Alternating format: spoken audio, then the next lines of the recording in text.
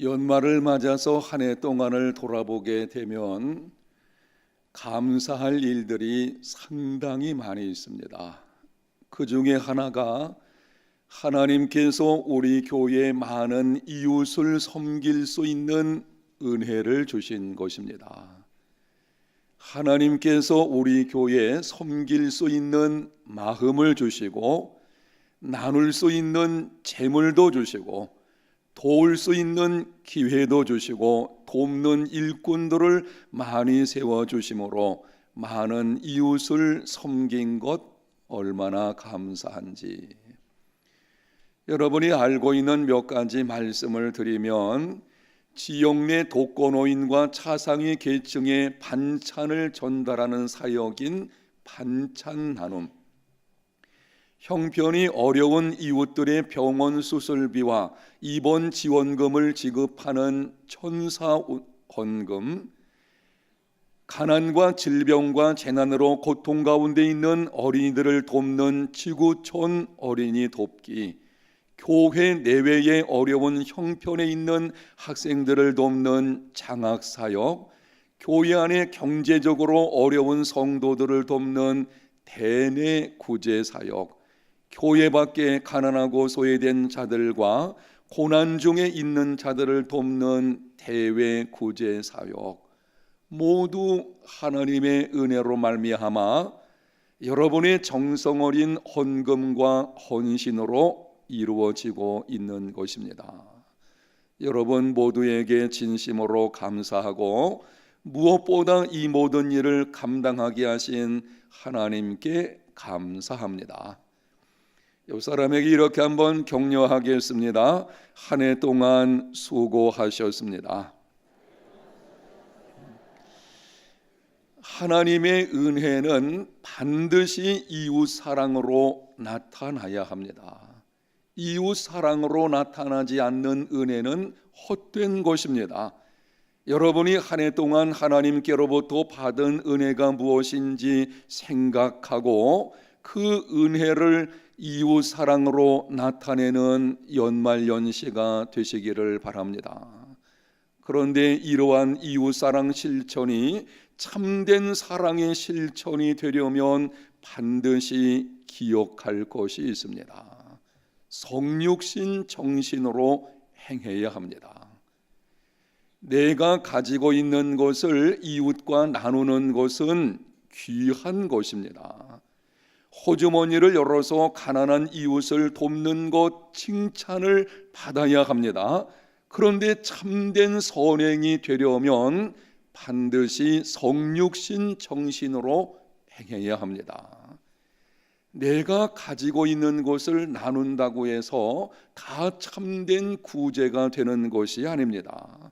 바른 정신과 바른 자세로 구제해야만 참된 구제가 되는 것입니다. 바른 정신, 바른 자세로 이루어지는 구제, 바로 그것은 성육신 정신을 따라서 이루어지는 것입니다. 오늘 본문에 보면 다른 사람이 곤경 중에 있다는 소식을 들었을 때에 성육신 정신으로 행한 사람이 나옵니다. 느헤미야입니다. 느헤미야는 동족들이 큰 환난을 당하고 능욕을 받으며 예루살렘 성은 허물어지고 예루살렘 성문이 불에 탔다는 소식을 들었을 때에 앉아서 울었습니다. 수일 동안 슬퍼하며 하나님 앞에 금식하며 기도를 했습니다. 그런데 6절 상반절에 이렇게 하나님 앞에 기도를 합니다. 이제 종이 주의 종들인 이스라엘 자손을 위하여 주야로 기도하오며. 느헤미야는 곤경 중에 있는 이스라엘 백성들을 주의 종들인 이스라엘 자손이라고 불렀습니다. 무슨 말입니까? 단순히 도움이 필요한 자들이 아니라 하나님의 종된 자들, 하나님께 속한 사람들, 하나님의 소중한 백성들이라고 하는 것입니다. 도움이 필요한 그 사람들의 정체성을 그들의 필요가 아니라 하나님 안에서 규정했습니다. 이것이 성육신 정신으로 행하는 것입니다.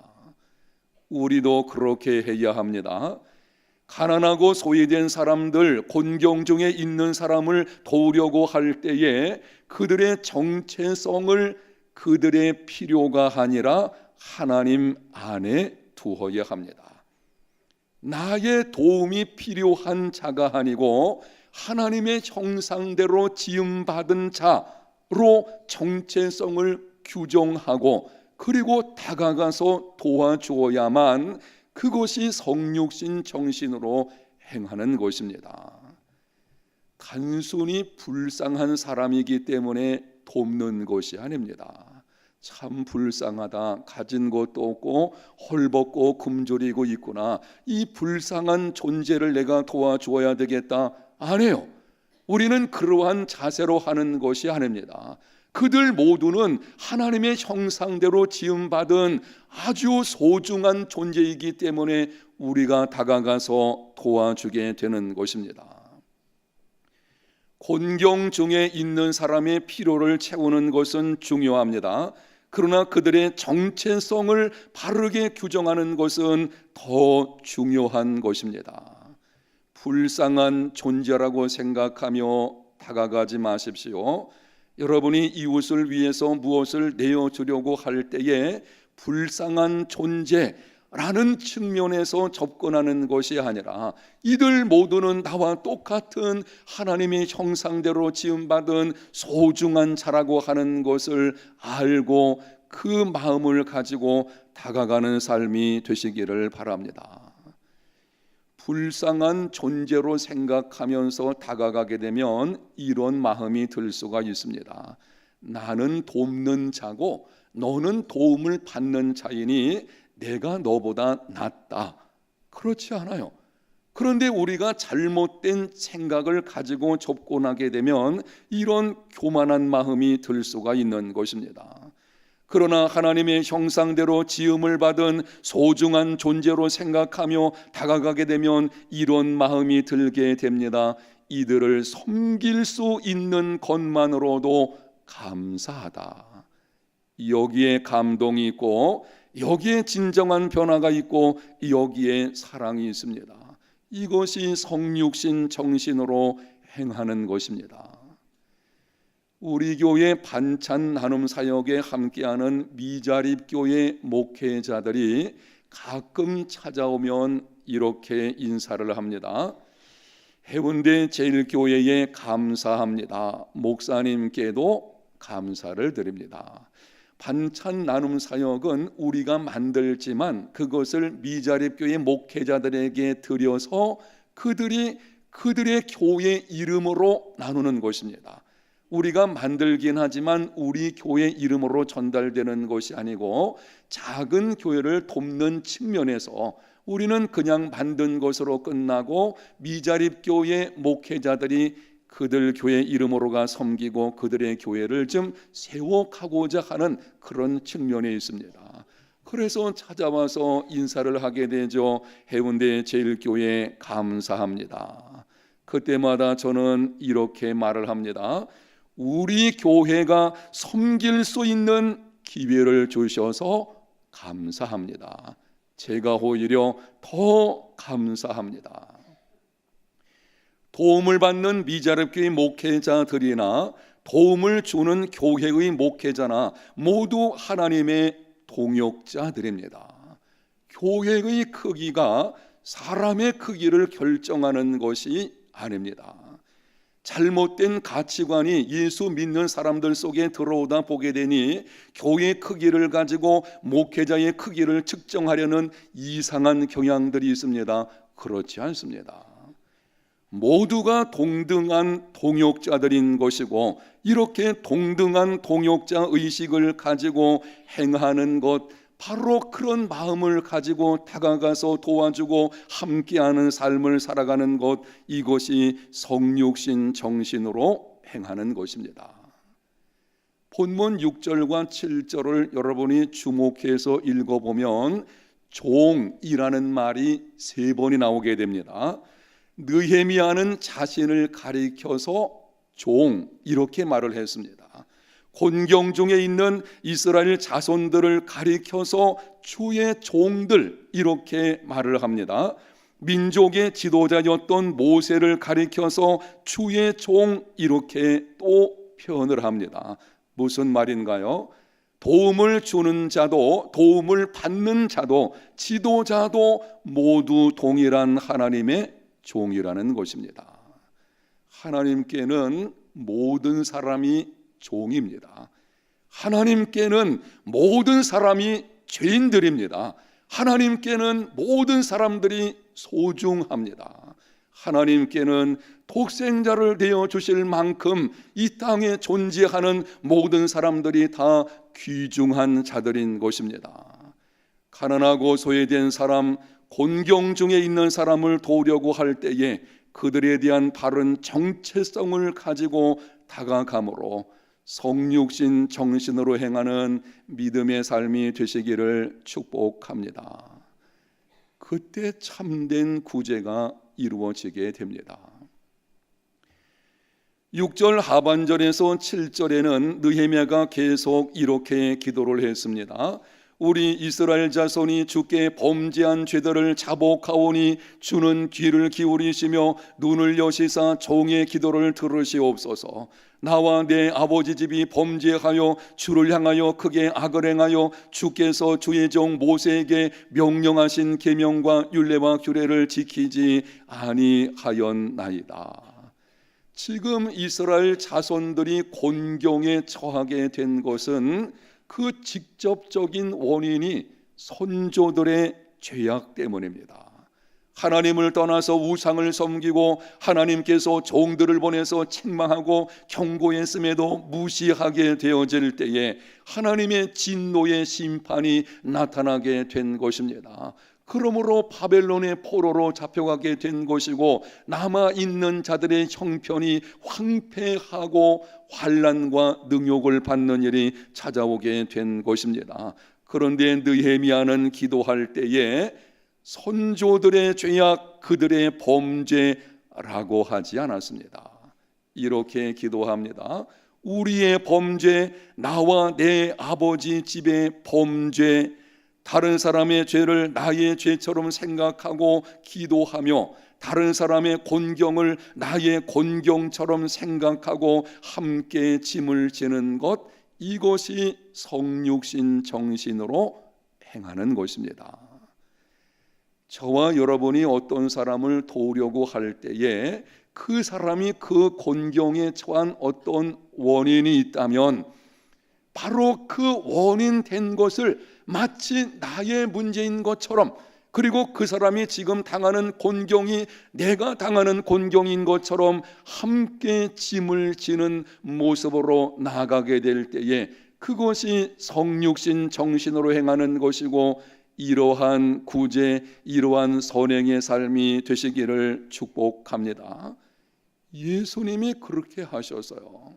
성육신 정신을 이렇게 말씀드리는 것은 예수님께서 그렇게 하신 것입니다.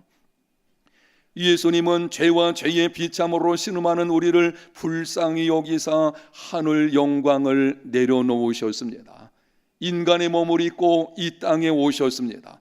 무지하신 분이 죄인의 모습으로 오셨습니다. 죄인들과 함께 하시고 죄로 인한 비참을 몸소 겪으셨습니다.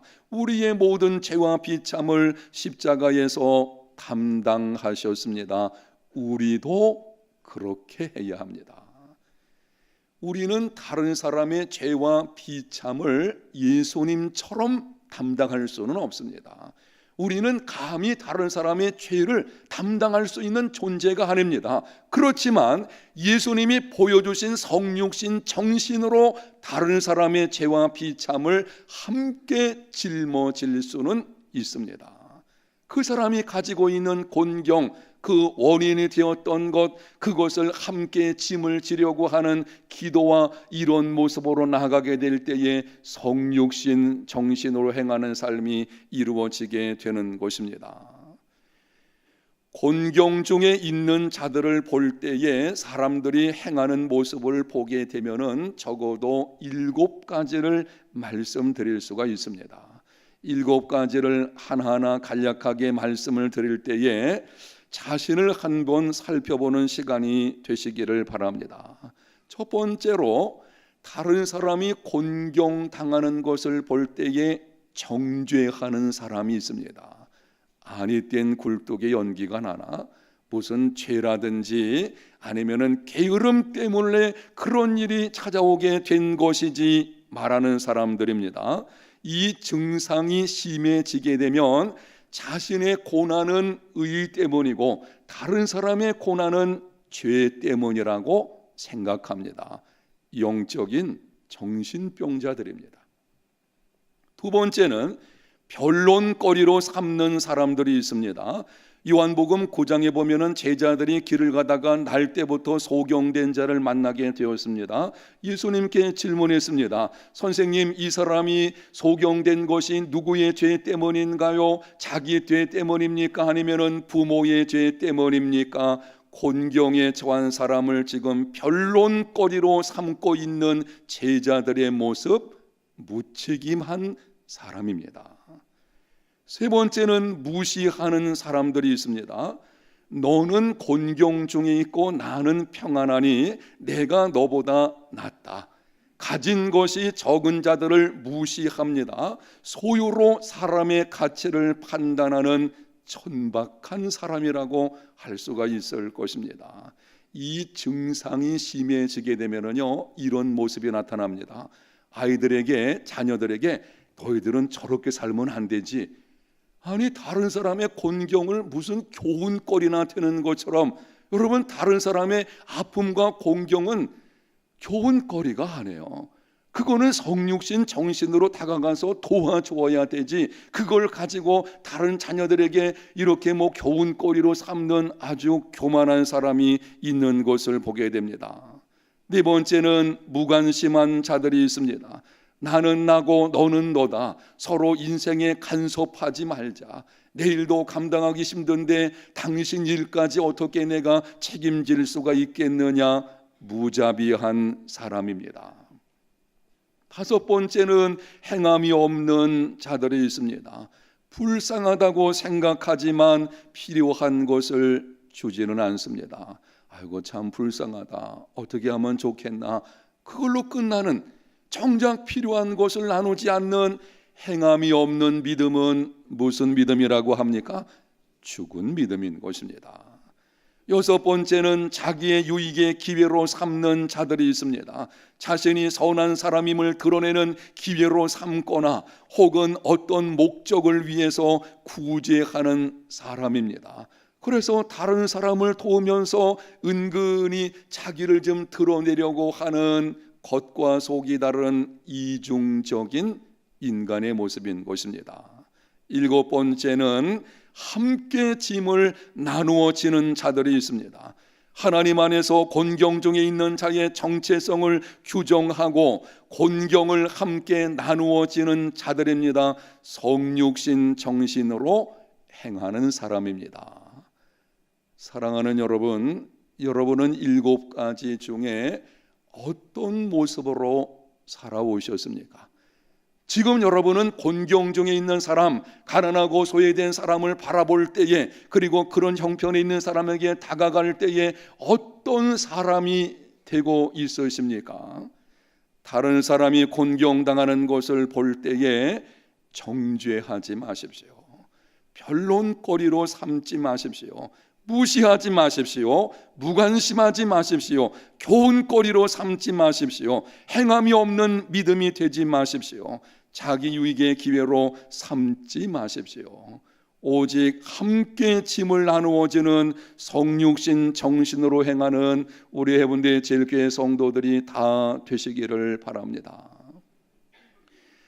미국 인디애나주 어느 학교에 15살 된 브라이언이라는 학생이 있었습니다. 뇌 종양으로 인해서 방사선 치료를 하다 보니까는 머리카락이 다 빠져버렸습니다. 너무 부끄럽다는 생각이 들어가지고는 학교를 가지를 않는 것입니다.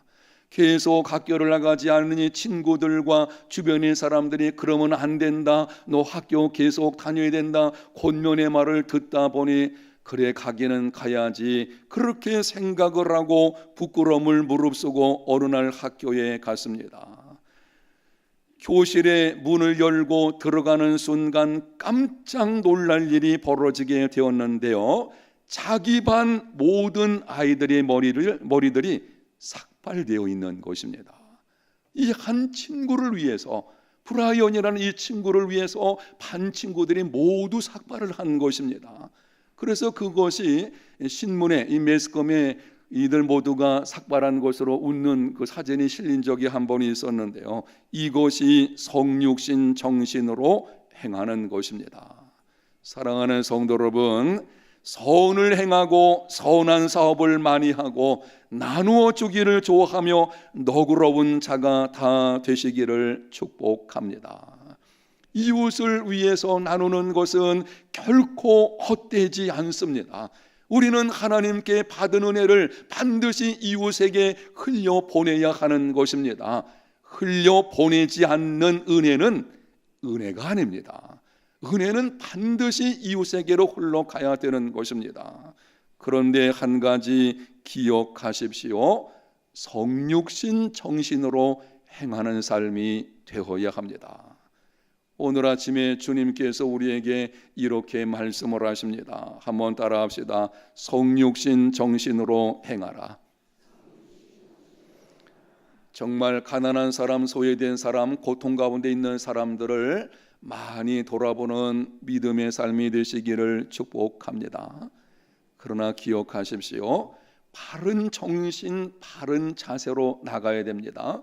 성육신 정신, 주님께서 우리에게 보여주신 바로 그 정신을 가지고 다가감으로 참된 구제, 참된 선행의 삶이 이루어지는 저와 여러분, 우리 해운대 제일교회 모든 성도들이 꼭 되시기를 예수님 이름으로 축복합니다.